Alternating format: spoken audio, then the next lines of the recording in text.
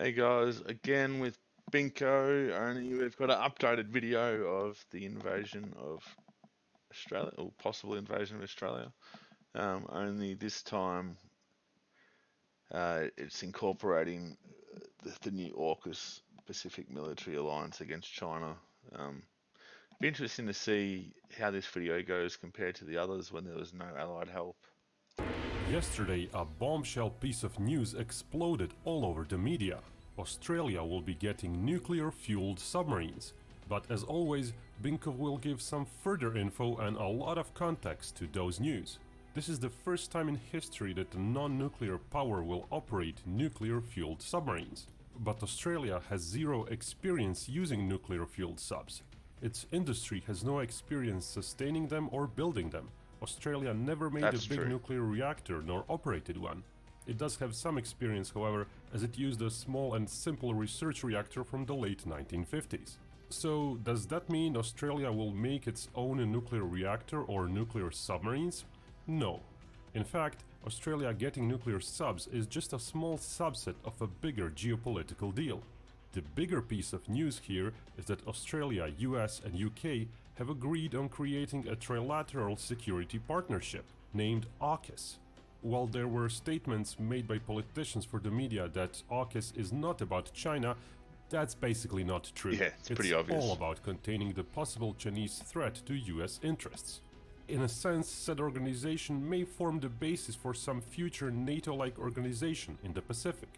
As the Australia's Prime Minister's statement about AUKUS says, its first order of business is to, and this is a quote, have Australia acquire nuclear-powered submarine technology, leveraging decades of experience from the US and UK.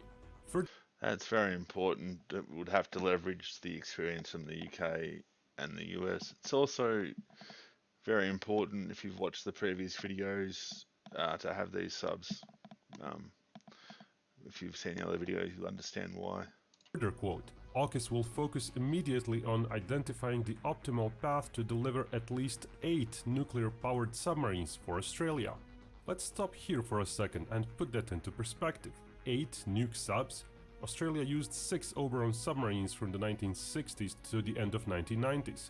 Those were replaced by 6 Collins-class submarines, also conventional, which are slated to retire by the 2030s. In 2016, a deal was signed with France.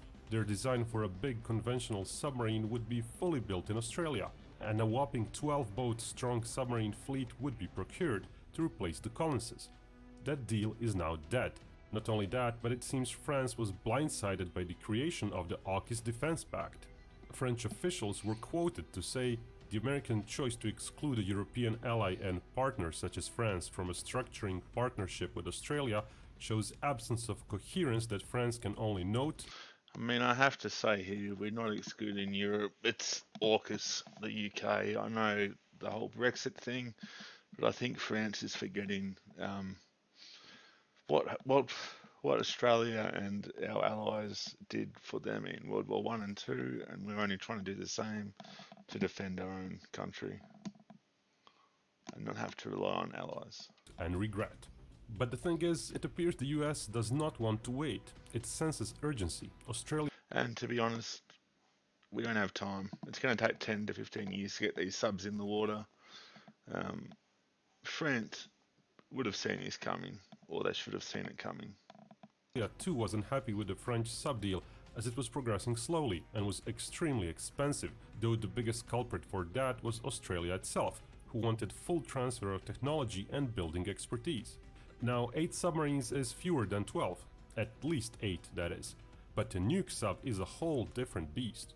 France and the UK both operate some more nuke subs in total, but that's because they have nuclear subs carrying intercontinental ballistic missiles as well. When it comes to purely nuke-fueled attack subs, Australia is now set to operate more than either France or UK. There might be issues of manning all those subs for Australia. Their Collins-class subs needed complements of 58 people. French-designed attack-class subs were to use... That's one thing I have to say. We had trouble manning the submarines, the Collins class submarines. I think we had 6 and only 2 or 3 were in the water. But yeah, I'm sure that would change with shiny nuclear subs and youngins wanting to get on them. Use 60 crew members, so that was over double the manning requirement due to double the number of subs. But nuke subs are even more complicated. They have lots of subsystems to be maintained and ran. With the exception of the latest British sub, the Astute class, US and British subs all required a lot of personnel. Australia's statement on the deal says that over the next 18 months, the three countries will examine the requirements and demonstrate. And that's something that Australia has no experience with, nuclear reactors. How we're going to go about that, I've got no idea. I suppose I'd probably start training soon. A pathway for Australia to become a responsible steward of this sensitive technology. US officials described the sensitivity of the deal as well. Such sharing of nuclear tech almost never happens. Only other example was the US giving UK nuke reactors in 1958. That was to kickstart the UK subfleet against the Soviets. History repeats now, with Australia being kickstarted against the Chinese. But given the urgency, it is all but guaranteed that we will here not see a true Australian-designed submarine. Australia simply lacks know-how to design such subs. Their Collins subs were Swedish-designed. Attack class was a French design. So the only two realistic options are that new subs will be either US designs or UK designs. The only US sub that's being produced and that makes sense is Virginia class. It's a huge 10,000-ton submarine. As mentioned, it requires a big crew, and the US can't get enough of them. They're scrambling to increase their building pace in the coming years, with China in their sights, likely needing every experienced engineer they can get. Even running Virginias is a problem, with the US Navy struggling to upkeep enough engineers versed in nuclear reactors. Man, Australia Virginia's would struggle. current price tag may seem decent, but that's because the US built over 20 of those in a fairly short time span. Having them built in Australia by Australians learning the ropes would cost far more. The British Astute submarine is smaller and less capable in some regards, but it's still a world-class cutting-edge submarine. It's slightly cheaper than the US Virginia. I think this... US Virginia subs are being planned well into the... I think the UK sub will probably be the choice. It requires less crew. Less capable, but probably capable enough for us. Than the US Virginia.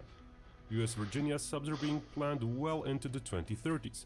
Astute subs are slowly ending their production run. Last one was laid down in 2018 and should be launched within several years.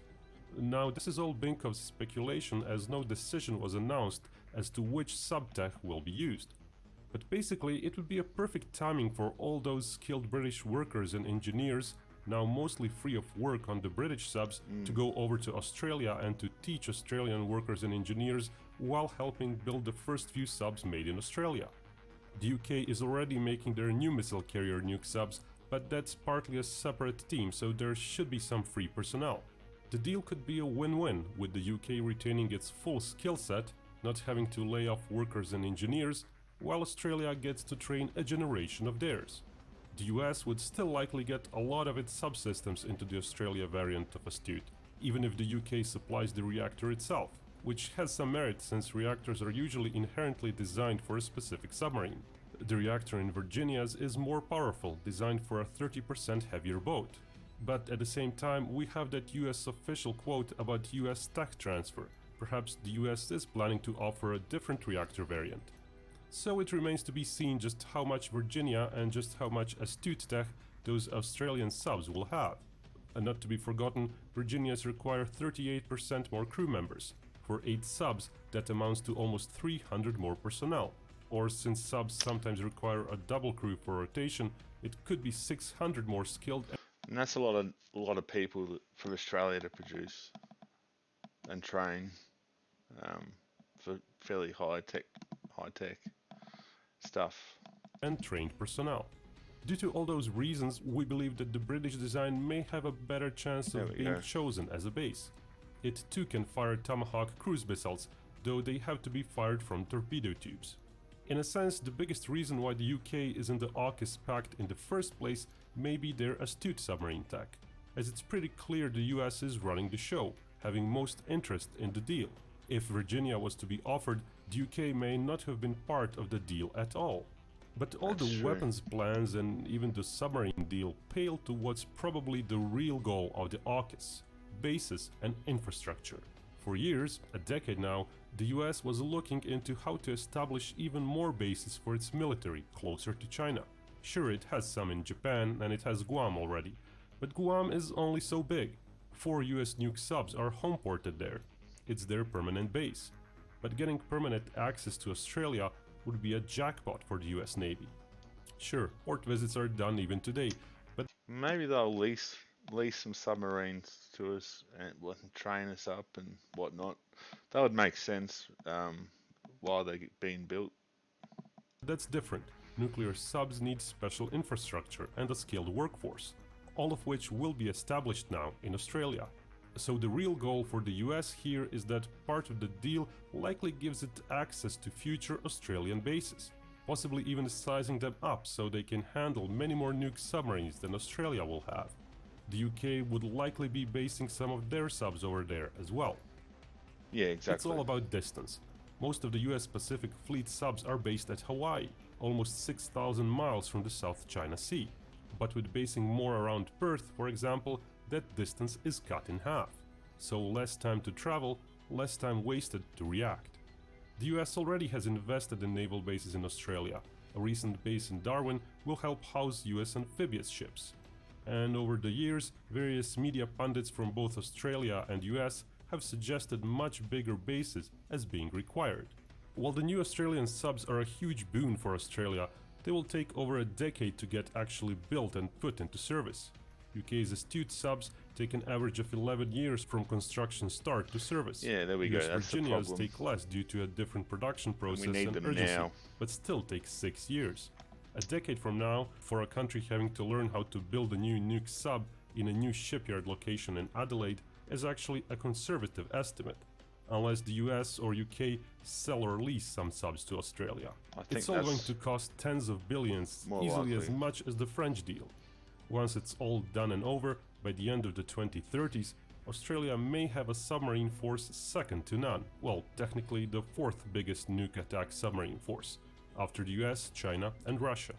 But perhaps more importantly, Australia might have itself turned into a bastion of US military power projection.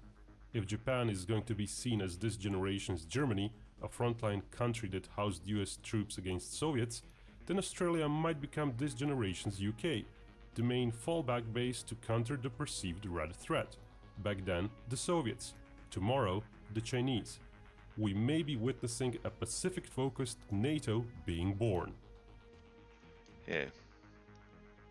I think that's probably more likely is the Pacific-based NATO. There's a lot of divide there at the moment, but yeah.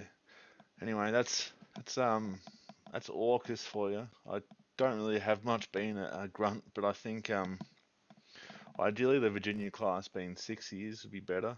6 years to be built. I think we need them sooner rather than later.